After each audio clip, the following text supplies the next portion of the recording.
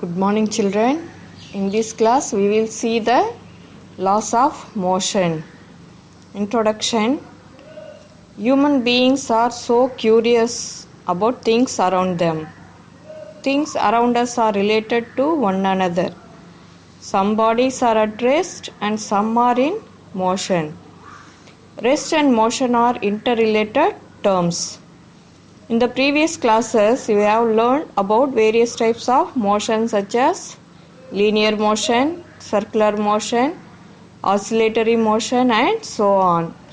So far, you have discussed the motion of bodies in terms of their displacement, velocity and acceleration. In this unit, let us investigate the cause of motion. When a body is at rest, starts moving, a question that arises in our mind is, what causes the body to move? Similarly, when a moving object comes to rest, you would like to know what brings it to rest. If a moving object speeds up or slows down or changes its direction, what speeds up or slows down the body? What changes the direction of motion? One answer for all the above questions is force. In a common man's understanding of motion, a body needs a pull or a push to move or bring to rest or change its velocity. Hence, this push or pull is called as force. Next, force and motion. According to Aristotle, a Greek philosopher and scientist, the natural state of earthly bodies is rest. He stated that in two kinds of motion. One is natural motion or force independent motion, and another one is violent motion or force dependent motion. First one, a moving body naturally comes to rest without any external influences of the force is called natural motion or force independent motion. Second, a force that is a push or a pull is needed to make the bodies to move from their natural state, called as violent motion or force dependent motion. Further, Aristotle said, when two different mass bodies are dropped from a height, the heavier body falls faster than the lighter one. Next, Galileo's concepts about force, motion and inertia of bodies. First one, the natural state of all earthly bodies is either the state of rest or the state of uniform motion. Second, a body in motion will continue to be in the same state of motion as long as no external force is applied. Third, when a force is applied on bodies, they resist any change in their state. This property of bodies is called inertia. Fourth, when dropped from a height in a vacuum, bodies of different size, shape and mass fall at the same rate and reach the ground at the same time. Children, next we will see the inertia. While you are traveling in a bus or in a car, when a sudden brake is applied, the upper part of your body leans in the forward direction. Similarly, when the vehicle suddenly is moved forward from rest, you lean backward. This is due to any body would like to continue to be in its state of rest or the state of motion. This is known as inertia. Next, definition for inertia. The inherent property of a body to resist any change in its state of rest or the state of uniform motion unless it is influenced upon by an external unbalanced force is known as inertia. Children, next we will see the types of inertia. First one, inertia of rest. Second, inertia of motion. And third, inertia of direction. First, we will see the first one, inertia of rest.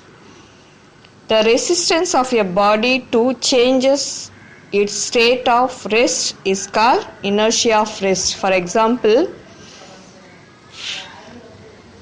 when you vigorously shake the branches of a tree, some of the leaves and fruits are detached and they fall down. It is the example for inertia of rest. Second, inertia of motion. The resistance of a body to change its state of motion is called inertia of motion. For example, an athlete runs some distance before jumping because this will help him jump longer and higher. Third, inertia of direction. The resistance of a body to change its direction of motion is called inertia of direction. For example, when you make a sharp turn while driving a car, you tend to lean sideways. It is the example for inertia of direction. Children, next we are going to see the linear momentum. The impact of a force is more if the velocity and the mass of the body is more. To quantify the impact of a force exactly, a new physical quantity known as linear momentum is defined. The linear momentum measures the impact of a force on a body. The product of mass and velocity of a moving body gives the magnitude of linear momentum. It acts in the direction of the velocity of the object. Linear momentum is a vector quantity. Linear momentum is equal to mass into velocity, that is P is equal to mv. It helps to measure the magnitude of a force. Unit of momentum in SI system is kilogram meter per second, and in CGS system its unit is gram centimeter per second. Next we are going to talk about Newton's laws of motion. First, Newton's first law. This law states that every body continues to be in its state of rest or the state of uniform motion along a straight line unless it is acted upon by some external force. It gives the definition of force as well as inertia. Next, force. Force is an external effort in the form of push or pull, which produces or tries to produce the motion of a static body, stops or tries to stop a moving body.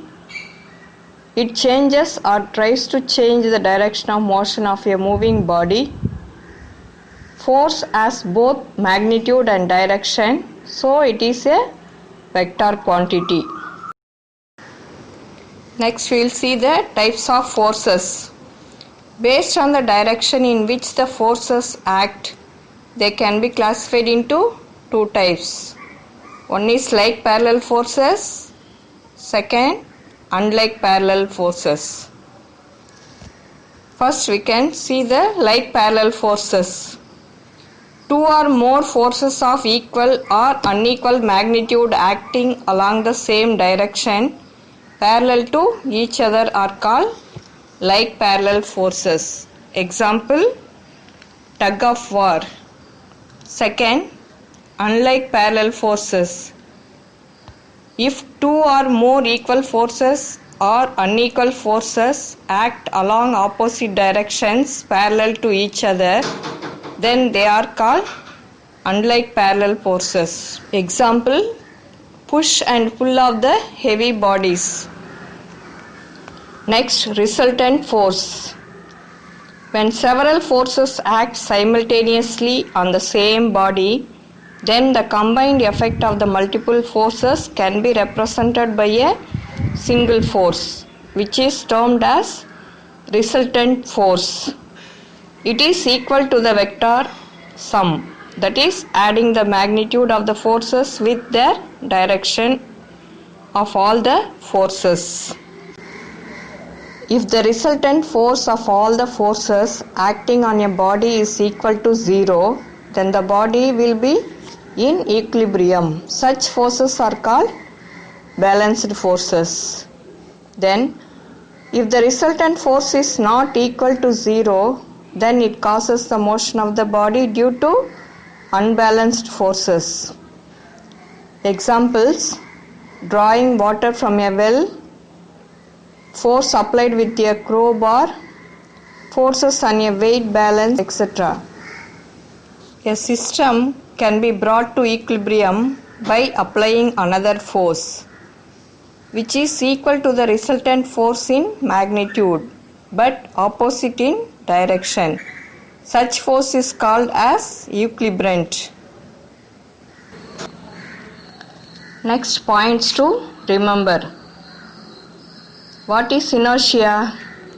The inherent property of a body to resist any change in its state of rest or the state of uniform motion unless it is influenced upon by an external unbalanced force is known as inertia. Second, the types of inertia are inertia of rest, inertia of motion, and the inertia of direction. Third, the unit of momentum in SI system is kilogram meter per second. Fourth, Newton's first law states that every body continues to be in its state of rest or the state of uniform motion along a straight line unless it is acted upon by some external force. Children, next questions for practice. First one, dash is a vector quantity. Second, dash proposed the concepts about force, motion and inertia of bodies. Third, define inertia. Fourth, define Newton's first law of motion. Last one, what are the types of forces? Thank you, children.